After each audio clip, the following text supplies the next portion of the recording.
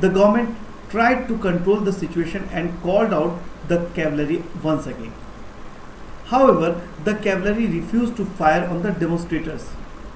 An officer was shot at the barracks of a regiment and 3 other regiments mutinied, voting to join the striking hours.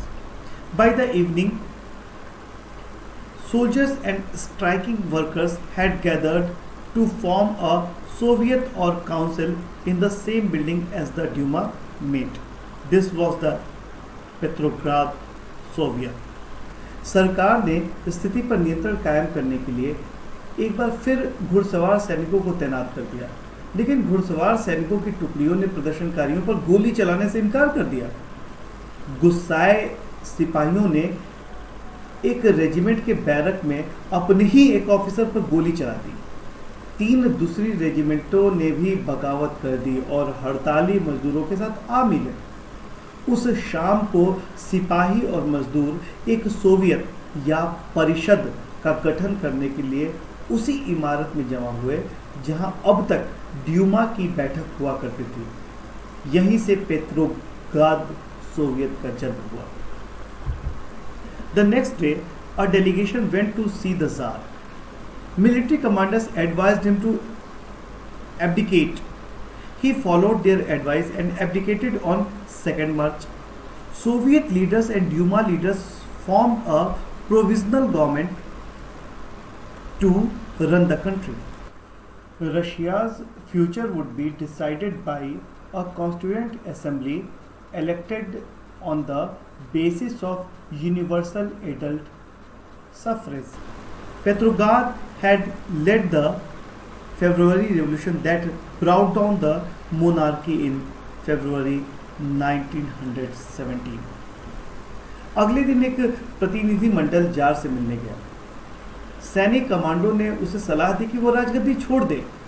उसने commando की बात मान ली और 2 मार्च को अपनी गद्दी छोड़ दी। सोवियत और ड्यूमा के नेताओं ने देश के शासन को चलाने के लिए एक अंतरिम सरकार बना ली।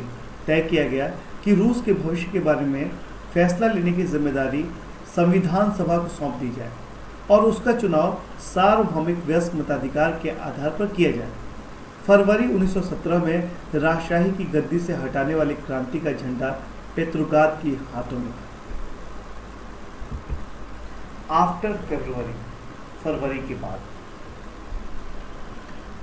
Army officials, land owners and industrialist were influential in the provisional government, but the liberals as well as socialists among them worked toward an elected government. Restriction on public meetings and association were removed. Soviet like the Petrograd Soviet were set up everywhere, though no common system of election was followed.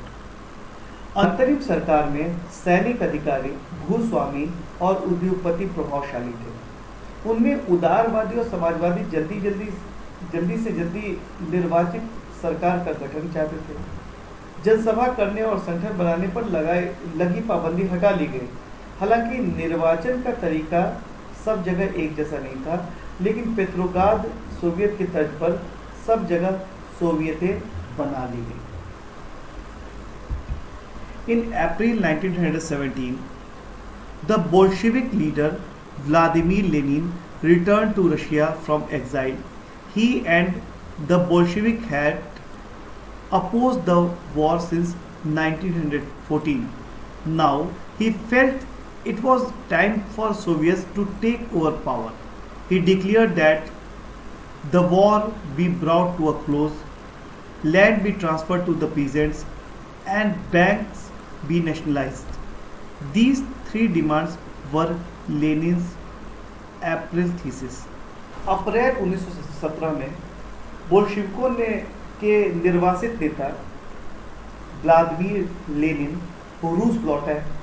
Lenin के नेतृत्व में Bolshevik 1914 से ही युद्ध का विरोध कर रहे थे। उनका कहना था कि अब सोवियतों को सत्ता अपने हाथ में ले लेनी चाहिए। लेनिन ने बयान दिया कि युद्ध समाप्त कर दिया जाए, सारी जमीन किसानों के हवाले की जाए और बैंकों का राष्ट्रीयकरण कर दिया जाए। इन 3 मांगों को लेनिन की अप्रैल थीसिस के नाम से जाना जाता है। He also argued that the Bolshevik party rename itself the Communist Party to indicate its new radical aims. Most others in the Bolshevik party were initially surprised by the April thesis. They thought that the time was not yet ripe for a socialist revolution and the provisional government needed to be supported. But the development of the subsequent months changed their attitude. उन्होंने ये भी सुझाव दिए कि अब अपने radical उद्देश्यों को स्पष्ट करने के लिए बोल्शेविक पार्टी का नाम कम्युनिस्ट पार्टी रख दिया गया। बोल्शेविक पार्टी के ज़्यादातर लोगों को अप्रैल थीसिस के बारे में सुनकर काफ़ी हैरानी हुई। उन्हें लगता था कि अभी समाजवादी क्रांति के लिए सही समय नहीं आया है, इसलिए फिलहाल अंतरिम सरकार को समर्थन दिया जाना चाहिए। लेकिन अगले कुछ महीनों की घटनाओं ने उनकी सोच बदल डाली। Through the summer, the workers' movement spread. In industrial areas, factory committees were formed which began questioning the way industrialists ran their factories. Trade unions grew in number.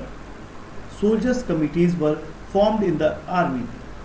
In June, about 500 Soviets sent a representative to an all-Russian Congress of Soviet. गर्मियों में मजदूर आंदोलन और फैल गया। औद्योगिक इलाकों में फैक्ट्री कमेटियां बनाई गई। इन कमेटियों के माध्यम से मजदूर फैक्ट्री चलाने के मालिकों के तौर तरीकों पर सवाल खड़ा करने लगे। ट्रेड यूनियनों की तादाद बढ़ने लगी। सेना में सिपाहियों की समितियां बनने लगी। गर्मियों में मजदूर आंदोलन और फैल गया। औद्योगिक इलाकों में फैक्ट्री कमेटियां बनाई गई। इन कमेटियों के माध्यम से मजदूर फैक्ट्री चलाने के मालिकों के तौर तरीकों पर सवाल खड़ा करने लगे। ट्रेड यूनियनों की तादाद बढ़ने लगी। सेना में सिपाहियों की समितियां बनने लगी। जून में लगभग 500 सोवियतों ने अखिल रूसी सोवियत कांग्रेस में अपने प्रतिनिधि भेजे। As the provisional government saw its power reduce and Bolshevik influence grow, it decided to take stern measure against the spreading discontent. It resisted attempts by workers to run factories and began arresting leaders. Popular demonstrations staged by the Bolshevik in July 1917 were sternly repressed. Many Bolshevik leaders had to go into hiding or flee. जैसे जैसे अंतरिम सरकार की ताकत कमजोर होने लगी और बोल्शेविकों का प्रभाव बढ़ने लगा, सरकार असंतोष को दबाने के लिए सख्त कदम उठाने लगी। सरकार ने फैक्ट्रियां चलाने की मजदूरों द्वारा की जा रही कोशिशों को रोकना और मजदूरों के नेताओं को गिरफ्तार करना शुरू कर दिया। जुलाई 1917 में बोल्शेविकों द्वारा आयोजित किए गए विशाल प्रदर्शनों का भारी दमन किया गया। बहुत सारे बोल्शेविक नेताओं को छिपना या भागना पड़ा। Meanwhile, in the countryside, peasants and their socialist revolutionary leaders pressed for a redistribution of land. Land committees were formed to handle this. Encouraged by the socialist revolutionaries, peasants seized land between July and September 1917. गांव में किसान और उनके समाजवादी क्रांतिकारी नेता भूमि पुनर्वितरण के लिए दबाव डालने लगे थे। इस काम के लिए भूमि समितियां बना दी गई थी। सामाजिक क्रांतिकारियों से प्रेरणा और प्रोत्साहन लेते हुए जुलाई से सितंबर के बीच किसानों ने बहुत सारी जमीन पर कब्जा कर लिया।